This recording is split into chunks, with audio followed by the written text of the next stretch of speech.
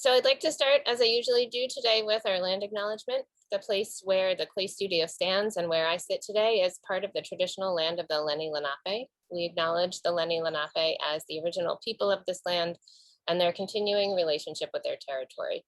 In our acknowledgement of the continued presence of Lenape people in their homeland, we affirm the aspiration of the great Lenape chief Tamanend, that there be harmony between the indigenous people of this land and the descendants of the immigrants to this land, as long as the rivers and creeks flow and the sun, moon, and stars shine. Thank you everyone for being here. We are so pleased that you all have chosen to join us for this hour. I know it's actually quite a big deal to spend an hour listening to other people. And I just want to make sure you all know that we are recording and that this will be saved and posted to our YouTube channel in a few days, thanks to my wonderful colleague, Josie Buckelman. And I'd also, as always, like to thank all my colleagues. This program wouldn't be possible without the cooperation of everyone at the Clay Studio. So I would like to introduce award-winning curator, activist, scholar, coach, and eco-warrior, her words, which is a good one, Wendy Gers. She specializes in modern and contemporary ceramics. Wendy is a visiting professor at the University of Sunderland in the UK and a research associate at the University of Johannesburg in South Africa. She's curated major exhibitions on 3 continents, Africa, Europe, and Asia, including biennales in China and Taiwan. Her curatorial leadership was celebrated by the City Press's inclusion of Gers in its list of 100 world-class South Africans. Gers has authored numerous catalogs, books, book chapters, and scholarly articles, including the acclaimed monograph of Southern African potters, Scorched Earth. This work has made a major contribution to ceramics history through its innovative celebration of a century of Black workers' history. She's delivered over 60 public lectures in nearly 30 countries and taught internationally. Gers is the recipient of a PhD from the University of Sunderland, a Master's in History of Art, Advanced University Diploma in Information Studies, and BA from the University of KwaZulu-Natal in South Africa. She is a member of the Nsika Green Task Force, the board of directors of the Studio Potter, and an elected council member of the UNESCO affiliate, the International Academy of Ceramics. Her research interests include decolonization, social practice, Ubuntu, which she'll explain to us later, environmental management, and sustainability. Thank you, Wendy. So I'm gonna start with a question that I ask most of my guests, which is, how and why did you make the brave decision to make your life in art? Okay, I initially thought I'd go into become a visual artist. Well, I actually wanted to become a curator, and there was no options to become a curator in South Africa. There were no curatorial programs. It didn't exist. And wait, I'm going to stop you there and ask you, why did you want to be a curator? Like, how did you know that was a thing that you could be? Right. I saw the most incredible painting, and I was sort of, yeah, I had one of those epiphanous moments, and it was in a very beautiful space. And I realized it wasn't just the painting, it was the space as well that made the painting sing. And I sort of like, I want to make these spaces and I want to make these experiences. I was about 8 years old when I had that epiphany. And then, you know, by the time I got to 15, 16, I realized there were no curatorial courses. So I thought I'd go down the art option, and had a rather ugly first year in fine art, because I had a really, and I know this is the big topic in the United States at the moment, I had really horrific teachers who were very sexist and misogynistic and just misanthropist. They treated all students badly, but women particularly badly. And then I swapped to history of art. I dropped out of, well, I didn't drop. I did first year and then moved to straight on history of art, English, classical studies, and a regular BA, and just had faith in the universe that somehow my dream to be a curator would sort of manifest itself. And somehow it did. I got super lucky, and I did. I got my first curatorial job fairly young, and it was with I'd started an MA in ceramics, in ceramic history. And my boss was a leading ceramics scholar, and the museum I worked at, which is the Nelson Mandela Metropolitan Art Museum, which sounds like very impressive, but it's quite a medium-sized museum, but an amazing, amazing museum. They had a fabulous ceramics collection, and I was really given great support by my woman director just to dream big and curate big and take risks, and don't be frightened by the fact that ceramics was very abject and sort of was off the radar for art historians. It wasn't the chosen domain for most art historians. It was like the least glamorous and the least sexy. Yeah. And I actually really like that. Yeah. And in fact, it's pretty wonderful to be able to kind of surprise people and to feel like you found something that's not appreciated by most people, especially as a curator, because, you know, I feel that as a curator, it's my job to help people see things, right? So as curators, the idea that we're helping people see things that they didn't know about before is especially exciting, perhaps. Absolutely. And I kind of fell into ceramics because my generation was this first generation of scholars writing our own art history. We got to second year and we just said, like, we're tired of Helen Gardner and Jansen and Arneson, which were the sort of standard tomes of European and American art history. And we said, you know, where's ours? And they said, well, write it. And so we did. And my colleagues have all gone off and become, well, not all, but many of them have gone off and become really leading scholars in different areas. Rory Best is an amazing photography curator, and he's dedicated his life to studying South African apartheid photography, and other colleagues have really specialized in modern, with a capital M, and contemporary Southern African material culture and visual culture. So that was really exciting, kind of being that part of that generation which just was very unapologetic and just kind of said, well, we got this, like, the playing fields are so open, they're so wide, like, where can I go? And it's just like, whatever you want. It was just ripe for the picking. And it was so much more interesting than writing footnotes on European or American art history. And also kind of correcting, and I still do as a revisionist scholar, rewrite narratives that excluded Black artists. And there was so much racism in art. Black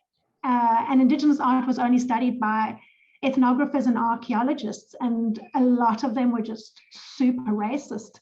So coming at it from an art historian and coming at it from a different perspective was really exciting also.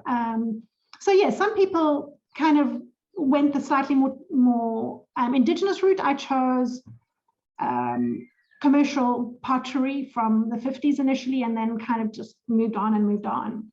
Yeah.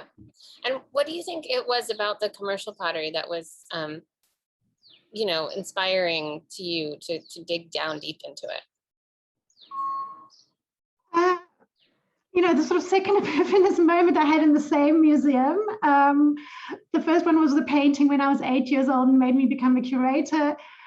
Yeah, 8 years later, no, I was probably 20 years old, and I went into the museum, and it's an amazing museum called the Tatham Art Gallery in Pietermaritzburg.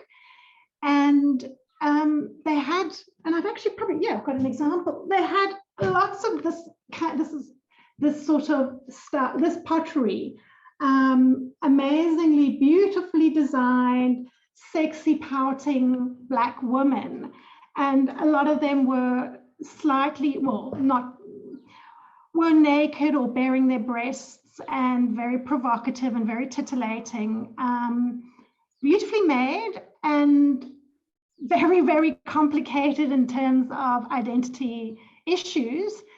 And I was fascinated by this. I actually pull up another image or two, if that's appropriate. Yeah. And kind of just was interested in unpicking the racism and the identity politics. Like, I wanted to know who made it, and nobody could answer that. Nobody knew, not even the museum director, the curator, the collector didn't know. And so I sort of, well, I started as this quest, like who did it? And then sort of, yeah, started unpicking the 50s and identity politics in the 50s as it played out in pottery made by white middle-class women, Black artists and artisans, and people of mixed race as well. So there were different people making different types of work and trying to like unpick those identity politics.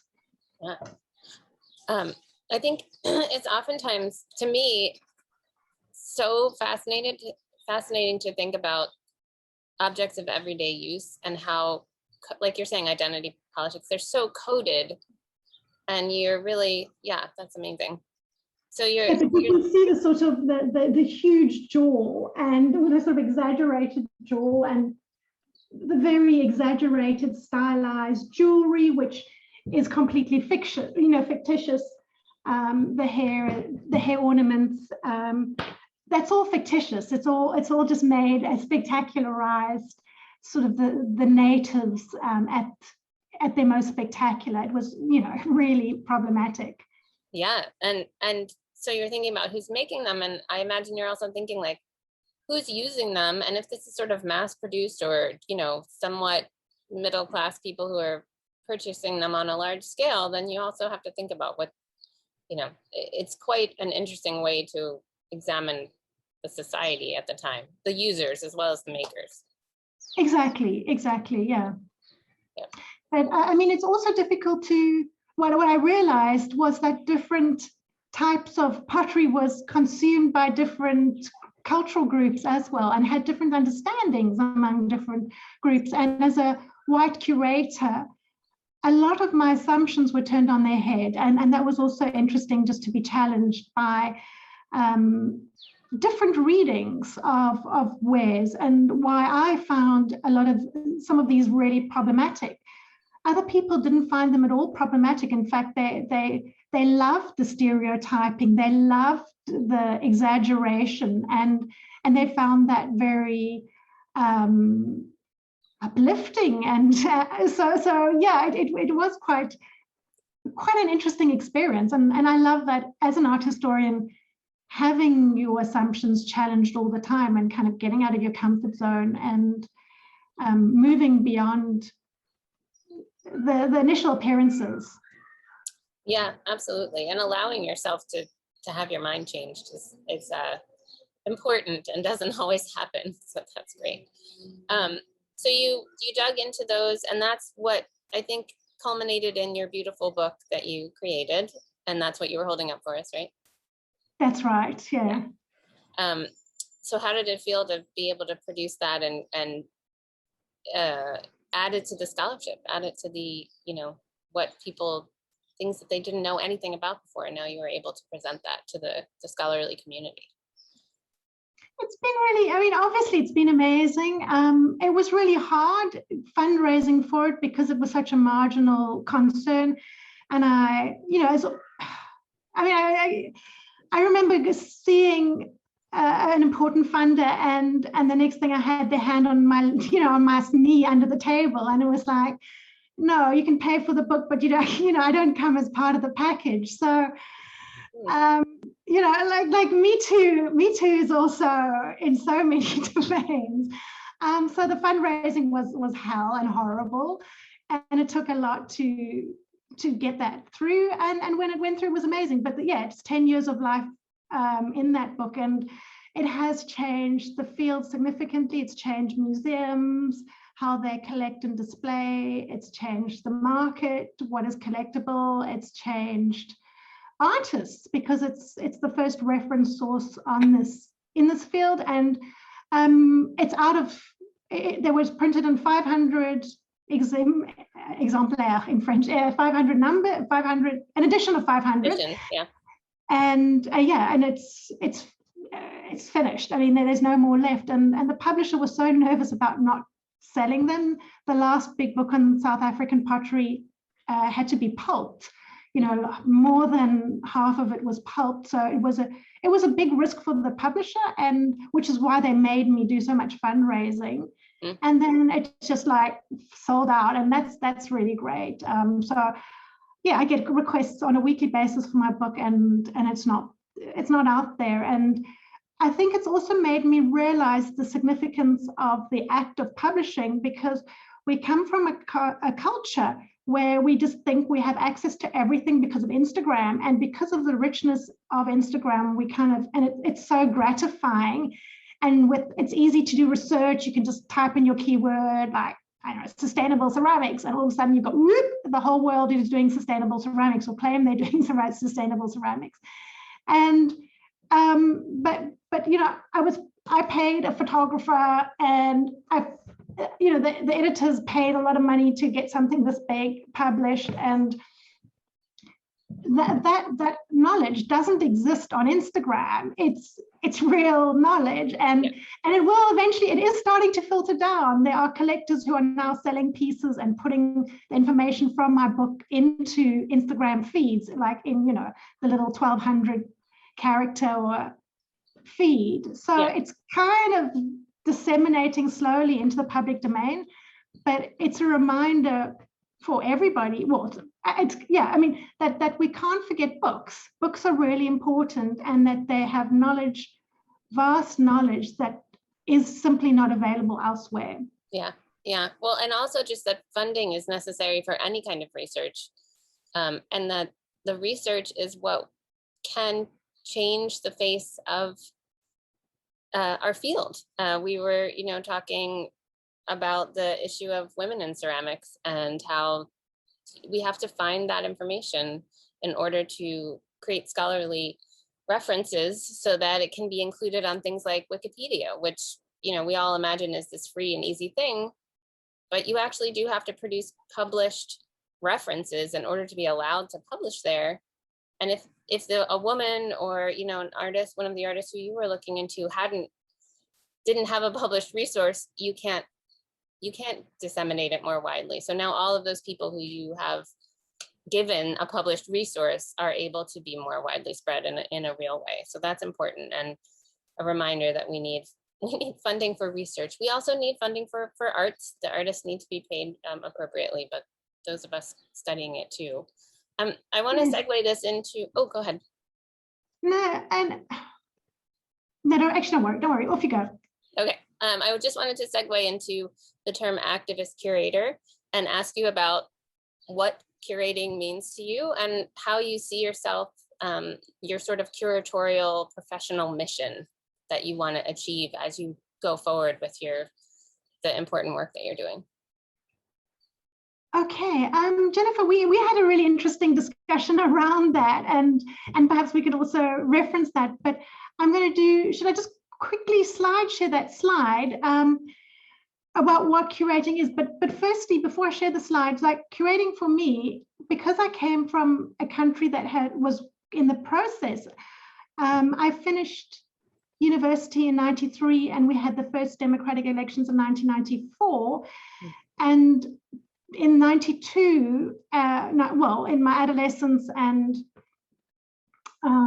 university years, I was very politically involved in the struggle for liberation of my country. And within art museums, there was since the late 80s, since I'd say the mid 80s, there was a massive internal dialogue about transformation, because a country that was 95% Black was being ruled by a 3% white majority. And the whole public service was white, and museums were white, and the collections were white artists. And I'd say within a period of 20 years, it's been reversed. That public service is now, I'd say, 100% Black, and there's pretty much total population representation in most art museums as well. So there's been a really active move to transform those collections. And I grew up as sort of a part of that generation of transformation, and every exhibition, one sat there and did quotas and made sure that it was pretty much that, as close as you could to 95% Black. And so I used to try and explain that to my Western colleagues by talking about being representative and democratic, but I don't really think they knew what I was talking about. Or I don't think they ever had quite that context to what being representative and democratic meant, and how that was quite literally instituted, because it was such a minefield if you had an exhibition as a white curator that was too white. You were just like taken out and crucified, and rightfully so, because that reparation needed to happen and the transformation needed to happen. So that's the kind of tradition that I came from as a curator, of being like uber super aware of equity and inclusivity and diversity, which are amazing, which are terms that didn't exist when I was working in South Africa as a curator, and even when I was working in Taiwan and China and in other projects. Those kind of concepts didn't really exist, but they were absolutely imbued in my philosophy as a curator and my understanding of what curating does. And so I'll share quickly. Oh, hi, Leslie, it's great to see you. Welcome. So this is just a quick definition. Are you seeing the curatorial statement? We do, yes. Are you seeing the... Yeah, we can see the next slide thing. It's a problem with Zoom. They haven't figured it out. Fine. It's not a big deal, but yeah. Okay, so making an exhibition is a way to entangle new ways of looking at the deep entanglements between art, society, and its institutions, and the way in which all of the residues of the encounters between the public, artists, art, and institution are registered in the context of historical narration. And I mean, that's quite a handful or a mouthful, but I think Jennifer and I spoke about what is curating. And for me, one of the key issues that is really lovely in this definition is this notion of the context of historical narration. And that is understanding your field, understanding what's being curated, and responding to that and building on that legacy, and constantly trying to move the field forward by curating innovative and original shows that engage with discourse, and are not just a series of works, stuck on plinths and inviting your mates to around a theme, around a convenient and simple theme. For me, it's really about being ingrained in a long history of curating and acknowledging people like Okwi, this really phenomenal Nigerian curator who died about 2 years ago. And Okwi curated, I think it was the 2014 Venice Biennale, among many others. And I met him when he curated the Johannesburg Biennale. I think often of the term, this phrasing makes me think of the term historiography, and the study of the history of the study, which I think is really important in ceramic, well, in anything, but to understand, 50 years ago, what were people thinking and what were they studying, helps us see what they left behind and what we need to go back and uncover, which is a big part of what you did. Yeah. Yes. So that was sort of the first part of the question. And then the second part is this idea of your own personal mission curatorially now as you're moving forward. And I thought maybe you could tell us a little bit about some recent projects that help us frame and understand the Sure. activism in your curating that you think about today. I've been doing a lot in the last while in many different spaces, in online spaces like everybody. And then I curated my first community exhibition, which was a beautiful experience. And then I've really kind of moved into green and environmental spaces. It's not it's not something that's new to me. My Taiwan Biennale had a big section on it that explored shattered, upcycled and recycled ceramics, and then my Chinese Biennale, which Ilana was involved in, was called Contact Earth, and it explored our contract with the earth in terms of our social obligation, and the contact, which is sort of the materiality of the earth, and the haptic, which is a very trendy subject and for me wasn't that interesting, but I couldn't, with the Chinese, just go full ball environmental, because, well, the city where the Biennale was being held, depending on which reference sources you read, was between the 7th and the 20th most polluted city in China. So probably means in the world, yeah. Yeah, probably. The fact that they agreed just to, you know, have a big part of the Biennale engaging with sort of environmental issues was a huge, huge step forward. So I was kind of happy with that compromise.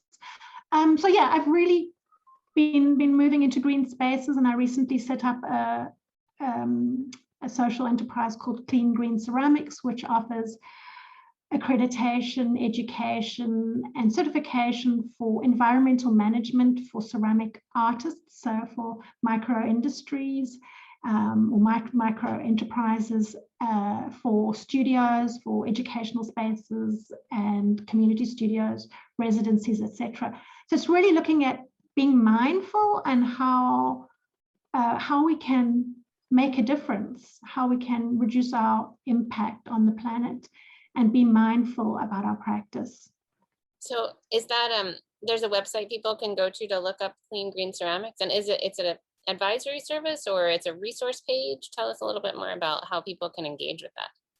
Yes, so if you wouldn't mind sticking in the chat, it's cleangreenceramics.com, and it's all of those, and if there is a sign up on the first page, and then you get a link to the resources page. There's tons of free resources, and for, you know, what if you kind of read that and you're interested in accreditation of your practice to be greener, and to build your brand and your brand identity, you know, there's a huge market that's really hungry for green crafts, and there are no certification bodies or standards to say your work indeed is mindful and has gone through the sort of processes of environmental management that one would expect from somebody who's claiming to make sustainable or environmentally engaged works. Yeah, that's great. Does that answer your question? Yeah, absolutely. So that's a wonderful resource and service that they're creating, because I think the biggest question is probably for people, they don't know where to start. So exactly, and there is no, well, there's lots of places to start, and you know, but it starts with mindfulness. It starts with asking, you know, what am I making? How often am I firing? What is my carbon footprint? Where are my resources coming from? Where are my materials coming from? As a community, 90% of our materials, we don't know where they come from, and just, you know, making a little effort in terms of where do those materials come from, and are they, you know, what are those procurement, what are the material miles involved in some of these materials. I'll give you an example. You know, there's a lot of research being done, and there's a lot of research on my resources page around materials. I visited a production facility for Imerys, which is a huge mining company, one of the biggest in the world, just outside Limoges, in a town called Aix-sur-Vienne in France. And everybody knows Limoges for Limoges porcelain. And this porcelain is exported internationally and widely appreciated. And so I was at the factory, and, you know, I sort of saw the railway track lines and the trucks coming in. I sort of said, you know, well, where's your stuff why are there trucks? Because I've been to many quarries, and you sort of just, right there. Yeah, that's where they get it from. Yeah. Right? And you just stick it on the train, and then it comes in on the little train, because normally the factory is right next to the quarry. And they said, oh, no. Well, these are they didn't really want to tell me, but I said, well, where's your quarry? Like, how close are you to your quarry? And it's like, well, the quarry's dried up. And I said, oh, like, how long ago did that happen? It was like, 80 years, 50 years. I said, like, so where's it coming from? And they was like very uncomfortable. And they just said, well, we've got mines in New Zealand, Australia, and Eastern Europe. And so I said, like, so it's coming from Australia, New Zealand, and Eastern Europe, the Limoges porcelain. And it's like, well, we can't actually answer that. But there are these issues with our materials, and that suppliers are totally, a lot of them are misleading the public about the material miles involved. And you can just imagine, for example, an artist in America who wants to use either New Zealand porcelain, or I know a lot of Americans love Australian porcelain and Limoges porcelain, those kind of material miles, once it's gone from New Zealand to shipped around the world, probably to Rotterdam, and then trained in from Rotterdam to the center of France, which is probably like a 15-hour train trip, at least, like a 15 hours on a decent trains. And then shipped out again to the rest of the world. There's 20, 30,000 miles on that material. So there's a real need for mindfulness, and we consume, more and more mining is being outsourced to poorer countries, where even Emirates, if you read their reports, you don't have to dig too deep. They regularly they outsource their labor supplies to local contractors, and then find out they've got child labor and modern slavery going on in their things. And I don't want to just point the fingers at big mining operations or big industry, but as a sector, we don't ever look at, I think everybody's very complicit in the status quo of not knowing where our materials come from. Yeah, I think the idea that ceramics are very green and close to the earth, and we're sort of all thinking about it in these very earthy, I guess is one of the words, right? And we talk about how it comes from mud and the ground, but we have to figure out where the ground was, and how close to it, how close was it to where we started making the objects. I know that that I've heard only of a couple of artists who have really tried to research exactly where things are coming from, and what the mining type processes are. Even if it's close by, I would imagine that there are some mines that are more aware of their environmental footprint, or doing it in a more responsible way. So that's great. But having said that, I mean, the certification really is looking at best practices in environmental management. Materials procurement is just one very small aspect of best practices. It's it's one very kind of small aspect. How you light your studio, are you using, how you fuel your kiln, what kind of transport do you use? Those kind of issues, those questions are all equally important. They have different weightings in terms of your carbon footprint, but one needs to just make small steps in terms of making informed decisions about how we can reduce our impact. And I kind of feel that carbon offsets is the cheating option, and it just, people are too happy to say, oh, well, just continue burning virgin forests, or and then somebody else can plant the trees, or somebody else can recycle my clay. It will go down the drain. So I'm like, don't really want to know, it's gone. These are all really important things. So thank you for that resource. I wanted to make sure people could see some of your projects. I know you put together a couple of slides. Do you want to share your screen again? And I think you had some other images. Sure.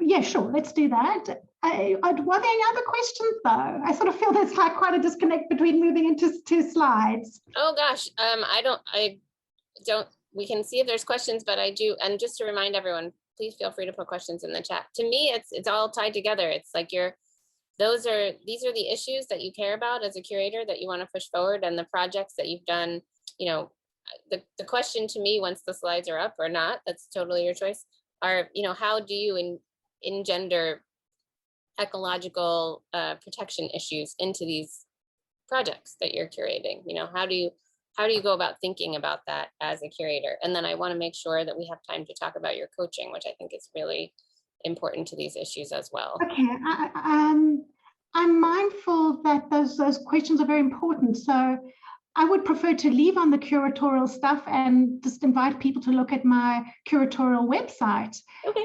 Which is wendygers.org, www.wendygers.org. There's, you know, what I have to show you, you can probably see on my website. Great. Thank you, put that in the chat. But what I did want to say, what is really important for me as a curator now is I've started a series of webinars called MUD Matters, MUD Matters. And initially those were born out of a desire to facilitate professional discussions within the community. And that's sort of in the beginning of COVID, where I kind of felt that there was a need for discussions with curators and around best professional practice. And, you know, probably something very similar to what you're doing, Jennifer. And then I realized a lot of people, or specifically within the UK, the Craft Council and the Arts Council, and lots of other organizations very quickly moved in with lots of money. And it wasn't an interesting space to be, because I could see them coming thick and fast and offering kind of different content, but way more professionally. So I really have embraced and moved into this green space. And I've had about 4 webinars with like the most amazing artists, the most amazing discussions. And the idea is I have 2 artists on every session so that everybody can identify with best practices in at least one artist practice. So, and I always put 2 radically different artists on, like one will be conceptual, one might be more into design, one may be more materials orientated, one, and sort of bounce 2 very different practices off each other. And then a bit like this, really try and facilitate a Q&A and meaningful dialogue. So the artists are supposed to only talk for 10 minutes each, and normally they talk for 15, but that still gives us half an hour. They're supposed to talk for 10 minutes. That gives us half an hour of Q&A, and that's really lovely. And I've just I took quite a bit of time in April off to be with my boys, and which is why I was walking around holding their hands and celebrate my 50th like a little while ago. So yeah, there's MUD Matters missing. There's a hole in May, and there'll probably be a hole in June. But like July, August, September, it's just like, wow, I've got such amazing artists lined up for MUD Matters. I'm so excited. So please, you know, follow me on Instagram. It's probably the best place, or sign up on Clean Green Ceramics to get those notices, or on my coaching as well. So those are really interesting spaces for big international dialogue. And what I'm finding is sort of just happening. These sort of dialogues are happening all over the world in tiny little nodes.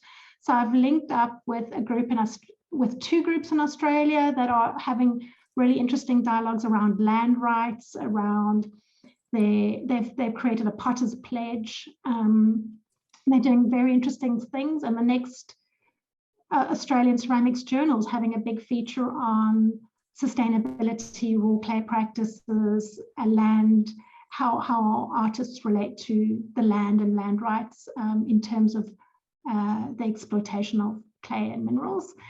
And then, yeah, so I've got like kind of just creating this.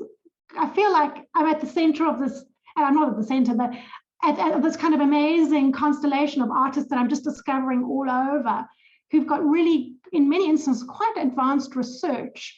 And you know, everybody's on their own thing. And I kind of feel that it's super exciting just to be bringing in people from Estonia, from one of my next guests is from Latvia. She's an environmental activist, and it's like has trained as in climate science, and she's a Potter now, and she's just like brilliant. And I've been chatting to Matt Levy today, and there's a big publication coming out of University of Montana, and he's doing such interesting work as well. So I'm kind of chatting to all these people all over the globe, and it's just so interesting to sort of feel. And I'm working on a book, and I need funds for that, and it's a bit exhausting. But yeah, that's kind of do you want to share what you're exciting me at the moment. Yeah, do you want to share what the book topic is?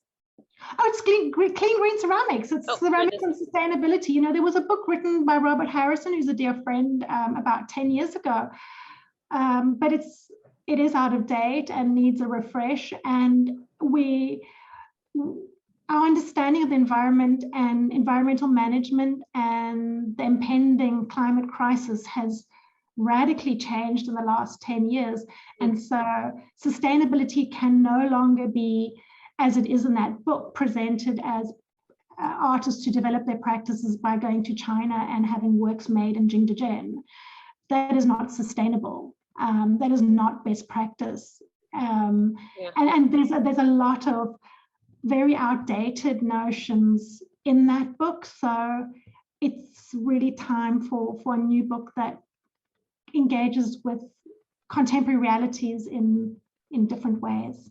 Yeah, it sounds like part of what you're saying is that people really need to dig this idea of environmentalism into the core of their practice, so that everything else is built on it. You know, if you figure out how to be more environmentally conscious in terms of production, and just put those practices in place, then you build your practice in that we all just have to start doing that. We don't have a choice, right? Yeah, just, you know, it's about mindfulness. It's about asking those questions like, you know, what am I making? How am I doing it? What am I using? Where does it come from? And what are those costs to the planet of using those materials, firing those materials, and then transporting them around the globe? What kind of transporters am I using? In London and big cities, you can get access to green transport fleets using electric vehicles and, you know, and bicycle deliveries and all of those kind of things, but you can't do that all over the world. And you know, so there isn't a one size fits all or one solution fits all. It's kind of just making mindful choices at the level of your practice and your location. Yeah, and I think we need to rethink really every part of the field, and that includes things like giant conferences like NCECA. You know, we've now had 2 years without 6,000 people flying all over the world to get to one location. And even if you take away just speaking from the point of view of somebody whose organization ships pallets of work from Philadelphia across the country, to me, we need to start thinking about NCECA conferences, at the least, just focusing on their areas where they are. I mean, that seems like such an easy answer to me. Like, yes, we want to be able to show work from all over the world and the country so that all artists get to be shown. But on the other hand, the point of having them in different towns, to me, is let's focus on those people and not spend so much monetary and environmental costs getting these, you know, tons and tons and tons, without exaggeration, of ceramics from one place to the other, let alone the people going there. And that's just one thing that, you know, we just can't assume that we can keep going business as usual, in my mind. That's my exactly. And I think that the hybrid model is essential. We can't move forward without conferences that combine online as well as and then certainly I'll be at NCECA, and I'm going to be sitting in the same chair. You know, I'm going to be I'm hoping I'll be chairing a round table, and I'm hoping to be sitting in this chair. And because yeah, it's just not viable for me financially or ecologically to fly to Sacramento for 4 or 5 days, as much as I'd actually really love to. And you know, normally I try to offset that with when I did things like that with a series of lectures, but universities have become such exploitive environments that it's no longer viable for scholars to think they can offset a cost of a conference or attending something by getting guest lectures in universities across the United States or anywhere else. Yeah. And I just kind of wanted to go a little bit further and to say with thinking about green practices, like universities reward scholars or artists for showing in big national shows and prestigious international events, whereas, you know, once again, that's really promoting artists. And I think I think that is a good model because it means you're striving for the best, but there's no recognition of the significance of being ingrained in your local community and showing locally and rewarding artists for building local communities and keeping that carbon footprint down. So there is a disconnect there, and I think that the whole sort of tenure and those kind of issues need to be looked at in terms of what those values are in terms of appreciation. What do we appreciate? And say that it's actually, we want, you know, the shortest possible and the roundest possible circuits for art, that art is made locally and consumed locally as possible, and that it doesn't need to go around the globe 50 times. Yeah, I'm happy that the idea of artists working in community has really exploded, I would say, in the last 5 years. And that's really heartening to see that people are appreciating it more. We definitely have a long way to go, but that's really valuable. And I'll just, one more thing about transporting and curating. I had heard from a friend who works at a major encyclopedic art museum here in the United States that even before the pandemic, they were starting to think about where they were transporting loans from for their big exhibitions. And it was, you know, do we really need to get that painting from France, or can we go to a collector in the US who maybe has one that isn't as well known, but it's the same quality, and it only has to travel 200 miles instead of 2,000 miles. So there's just really, on every level of curating, art making, all of this, we need to kind of check our expectations. So, and I'll just put in a little plug for our Making Place Matter show, which is coming up in November, and my colleagues helping me with that, because it does focus a lot on what can we do in the community? How are, you know, we want to highlight the best artists and then show that they care about what's happening in community, and that place really does matter. Anyway, sorry, I couldn't help myself. You know, I had a when I lived in South Africa. South Africa is a huge mining industry, and the whole economy is based on gold and diamonds, although diamonds are pretty much depleted or not as good anymore. But the industry runs on gold, and there's coal, and there's everything. There's uranium, you name it. South Africa's got like tons of like rubbish under the ground, amazing stuff and rubbish. But I had this boyfriend who did med school. He was my first love, and he kind of got his first job as a surgeon, and he was employed by the mines, and from 9 to 5 he replaced knees of 45 to 50-year-old miners. And South Africa is kind of this, well, it's a developing country and somewhere in the middle between the rich and poor countries, and the mines offered medical aid, and every miner comes in and has their knees replaced. And this is the reality of mining.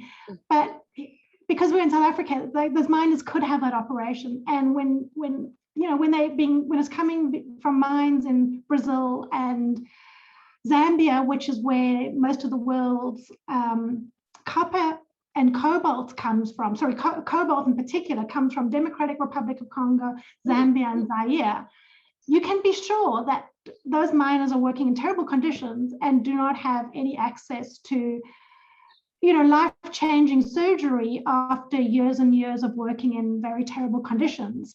And try and find out where your cobalt comes from. I mean, it's everybody loves copper and loves cobalt, especially cobalt. I mean, it's just a beautiful blue and white. But when you suddenly think that this is where it's coming from, which is in all likelihood where it's coming from, and that these countries have been pointed out by Google and Apple, and there are endless scandals around child labor and modern slavery in the mining sector. And what's happening in Brazil is that the Chinese are moving in Africa, the Chinese are moving in, and those working conditions are just going from very bad to very, very worse. So yeah, I think I'm sorry to keep going back to mining, but at the moment I've just had like a big pet peeve. It's kind of my pet peeve at the moment. Well, it really does connect the issues of racial injustice with environmental injustice. And it's like a nexus of these terrible, things that our society needs to grapple with and pay attention to if we want things to get better. So I don't think it's a problem to focus on that. It's interesting to think about it as so connected to our field, and also these just huge societal issues that we need to address. So thank you for that. I think there's some questions. Yes. There's a question about focus on respective locales. How well would Zoom work for faraway participants? Yeah, I mean, these are important questions. I don't know that I have the answer, and it's not even, I mean, the people moving to me is important, but it's really, if we just even think about the objects moving, that could make a huge difference even by itself. And we need to be able to do both. And I think we've shown, someone else here, Erica says, she's attended video tours by Zoom. They're a little antiseptic, but I'd never have seen the work on display otherwise, which is true. I mean, we could never have these weekly talks, which are so wonderful for me. I hope anybody else who comes thinks they're good too. It's not just me that enjoys them. We could never do this always in person with all of these amazing people. We have people from California all the way to Switzerland. So even though, as Roberta notes, we do miss something when we're not together, I don't think we should never be together. I think we should just, make it count and make it less often, and augment with these wonderful other technologies that we have access to. I want to build strong regional conferences, I think it's about building regionalism, strong regionalisms, rather than, bringing people in from all over the world. And yeah, I would second what you said. I work as a coach and mentor for artists, and I've had such incredible relationships built over 10 sessions or and even 3 sessions on Zoom. My clients have trialed well-being courses. They've become spaces where one can be vulnerable and where one can connect in very deep and meaningful ways. And it doesn't have to be it doesn't have to be insincere or artificial. I think, yeah, you can't hug people. But I mean, I'm hugging you all. We're sitting in our spaces and our studios, and I'm in my bedroom. Like there's automatic sincerity, I think, just because we're coming together from our different places. I'm going to give you the last word, Wendy, in a moment. I just want to be aware of the time. So we're going to wrap up. So if any other questions, please stick them in the chat. We'll just stay for 2 more minutes. And Wendy, I didn't mean to interrupt you. Are you? Not at all. Yeah. Feel free. I feel like we've really addressed some really important issues today. And as usual, I just love talking to Wendy. She's so amazing and knows so much about things and thinks about these things that we really all need to pay attention to. So thank you so much for your time. So generous of you to share with us today. Thank you very much. I know this officially ends now, but if there are any more questions, I would be happy to take any, and you can stop recording, Jennifer. We could, if that would be appropriate, I don't know. And maybe everybody wants to go anyway, but if anybody didn't want to go, they're most welcome to stay and hang on and ask me a few questions. And Jennifer, if that's okay, I don't know. Of course, yeah, sure. We do, yeah, absolutely. There's lots of people who I actually don't know, and I'd love to hear from, for example, Grit or Erica or other people, and have more of a conversation. I feel I've hogged the conversation. No, this was your platform. We wanted to hear from you. Yeah, feel free to continue. I know that some people just reserve this one little hour for themselves, so we understand if you all have to leave, but we'll hang out for a few more minutes. It's hard to say goodbye sometimes. Yes, it is. Hey, Wendy, it's Leslie here, and let me see, I can put on my video. Hey, Liz, how are you, dear? Good. It was great hearing from you. I've been sort of got one ear on and a whole lot of other things going on, but these lunchtime things are great that way, that we can, share the world and sometimes get work done. So I didn't want you to see my eyes going all over the place. We have a lot of people working here today.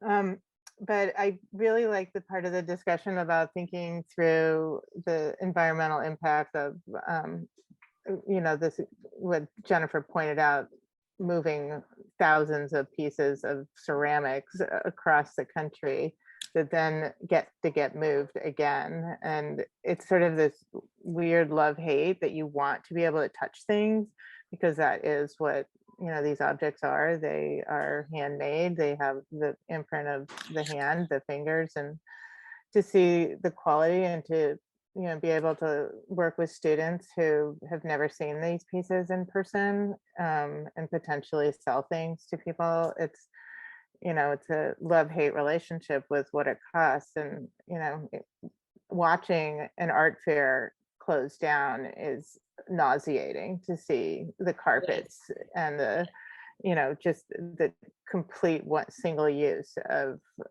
so much material.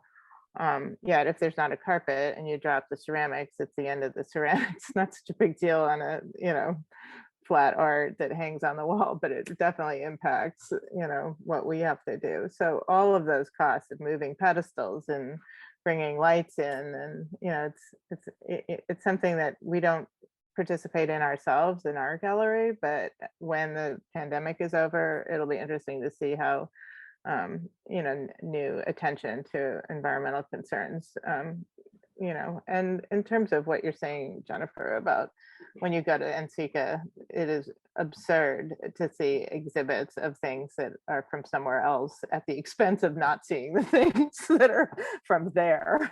And that those of us who kind of are forced by that hamster wheel to show art from across the country don't get to see I wouldn't get to go to see exhibitions because I was sitting in the.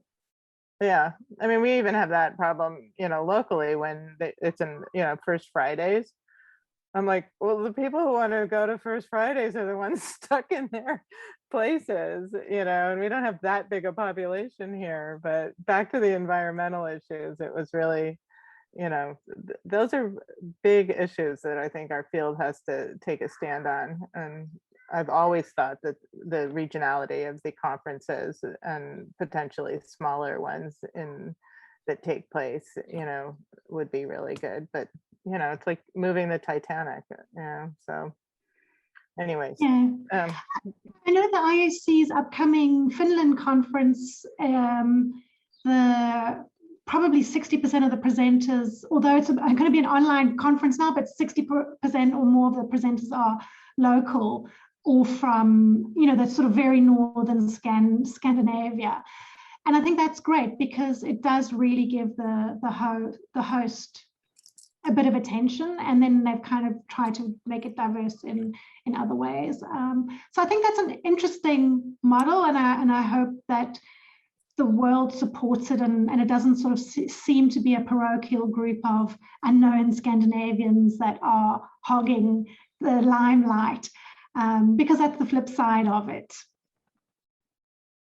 But yeah, I'm certainly curious just to discover all of these practices of artists who I wouldn't have known about otherwise, and that would be, that is the argument for strong regionalist shows. Well, and the Lapland conference, yes, was nearly, it was nearly impossible to figure out how you could get there. I mean, I remember before it was postponed, the debates that were like, this conference site or this one, and it was just like, who is going to be able to get to Lapland? So being able to do it as a hybrid, I think, this one of those silver linings from COVID is that we all have learned some new tricks about how to do hybrid programming.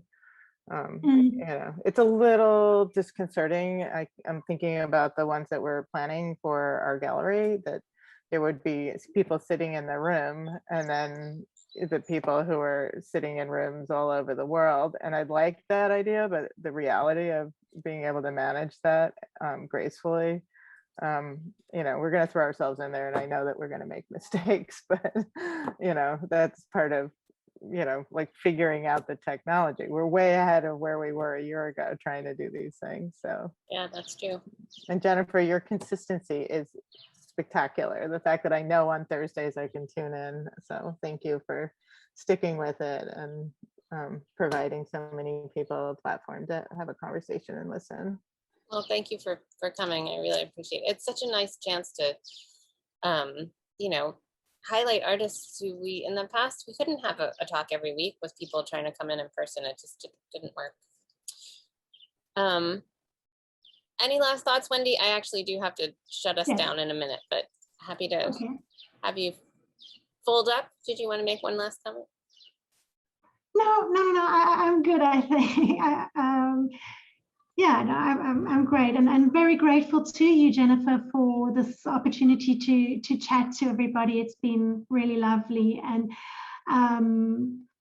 yeah, it's always wonderful to catch up with you. I'm really excited about what the Clay Studio is doing and the phenomenal work that you guys are doing, you know, across the board, with these talks, with the new building, with all your exciting plans. And you know, we're talking about regionalism. They're having their first big show is going to be Philly artists, and that's amazing.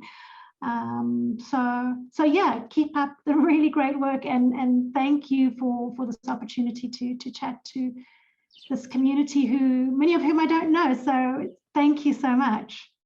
And I'll send you the chat so you can see all the nice comments. And again, it's an honor to have you as a guest. Thank you so much for joining us. Thanks to everyone else. Okay.